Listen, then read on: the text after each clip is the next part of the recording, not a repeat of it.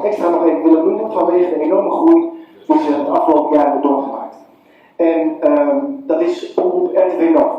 Oh. Ik zal er even iets over zeggen wat de jury erover zei. RTV Noord uit Friesland, als je ziet wat zij presteren met een minimaal budget, dat is indrukwekkend. Deze omroep laat zien wat je kunt bereiken met wat extra geld en een gelijkwaardige samenwerking. Ze zijn van 0 naar 5 FTE gegaan door de verschillende pilotvelden.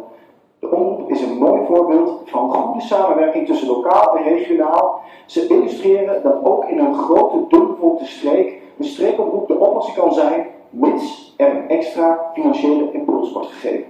RTV Noord staat midden in de samenleving. Het is heel bijzonder voor hoeveel kernen deze omroep lokale producties maakt. Ze brengen dagdagelijks nieuws op televisie en online.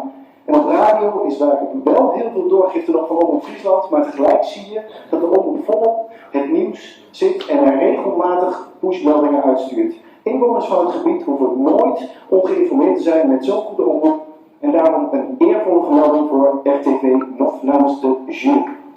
Even applaus. Nou, goed.